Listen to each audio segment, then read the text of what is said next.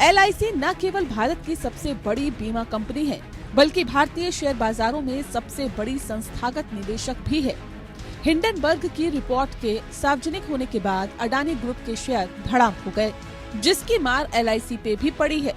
बीते कुछ दिनों में LIC के शेयर्स का वैल्यूएशन घटकर आधा रह गया, लेकिन सिर्फ अडानी की वजह से LIC को घाटा हो रहा हो ऐसा नहीं, बल्कि ऐसी कुल 36 कंपनियां हैं। ये मुद्दा अब राजनीतिक रंग ले चुका है और संसद में लगातार इसे उठाया जा रहा है। विपक्षी सांसद अडानी ग्रुप में LIC के निवेश करने के फैसले की जांच करने की मांग कर रहे हैं। इतना बड़ा आरोप लगता है, ये हिंदुस्तान का झंडा लेकर के ये कहता है कि हमला भारत पे है। मुझे नहीं पता कब एक उद्योगपति भारतवर्ष का पर्याय हो जाता है। अगर ये हालात हो गए हैं कि क्रोनी पूंजी के समक्ष सरकार ने आत्मसमर्पण कर दिया है, तो कहाँ का मजबूत प्रधानमंत्री, कैसा प्रधानमंत्री? सारी रवायतों को आपने उनके पांव पे, उनके चरणों पे रख दिया है। अडानी के मामले पर मचे बवाल पर वित्त मंत्री निर्मला सीतारमण ने अब बड़ा बयान दिया है। वित्त मंत्री ने कहा है कि भारत की स्थिति किसी भी तरह से प्रभावित नहीं हुई है। I don't think, otherwise how did our foreign exchange reserve grow? Was it 8 billion in the recent last 2 days? The foreign exchange reserve in the last 2 days has gone up by 8 billion. So our macroeconomic fundamentals or our economy's image, none of which has been affected. Yes, FPOs come in, FIS come out, get out.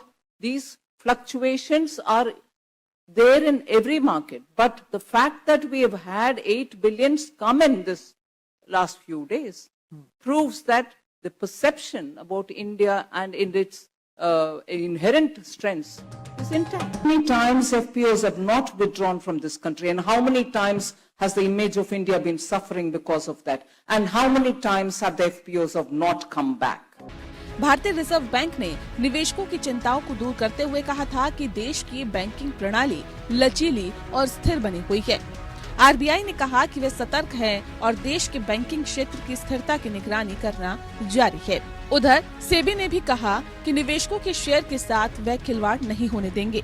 इस बीच भारतीय जीवन बीमा निगम LIC ने Adani group में निवेश को लेकर सफाई दी है और साफ किया है कि यह इन्वेस्टमेंट संस्था के लिए बनाए गए निर्धारित रिस्क मैनेजमेंट फ्रेमवर्क के अंतर्गत ही किया गया है। वहीं अडानी ग्रुप ने LIC का मौजूदा कोई शेयर नहीं बेचा है। मैं CPSEs के बारे में ये कह सकता हूँ कि आई थिंक LIC ने अपनी स्थिति स्पष्ट की है और सब बैंकों ने भी अपनी स्थिति स्पष्ट की है कि उनका क्या एक्सपोजर है और कितना इन्वेस्टमेंट उन्होंने किया है। जहाँ तक LIC का सवाल है, LIC के जो अपने इन्वेस्टमेंट नॉर्म्स हैं उसके हिसाब से वो कार्य करती है और वो सरकार उनको नहीं बताती है कि ये करें वो स्वायत्त संस्था है, एक फाइनेंशियल इंस्टीट्यूशंस हैं और ड्यू डिलिजेंस से काम करते हैं और उनकी जो बहुत सारी इन्वेस्टमेंट स्ट्रैटेजीज हैं उसके IRDA भी उसको रेगुलेट करती है, कितना पैसा वो इक्विटी में लगा सकते हैं। देखा जाए तो अडानी ग्रुप इकलौती कंपनी नहीं है जिसकी वजह से LIC में घाटा हुआ। बता दें कि LIC की 36 कंपनियों में निवेश है। इनमें से कई ऐसी कंपनियां हैं जिसमें 20% की गिरावट दर्ज की गई है। इस दौरान LIC को अडानी से 33,000 करोड़ रुपए का नुकसान हुआ है, यानी अब ये निवेश केवल 3,300 रुपए रह गया है। इसका मतलब है कि इस समय LIC को 30,000 करोड़ रुपए का नुकसान हुआ है। Bureau report.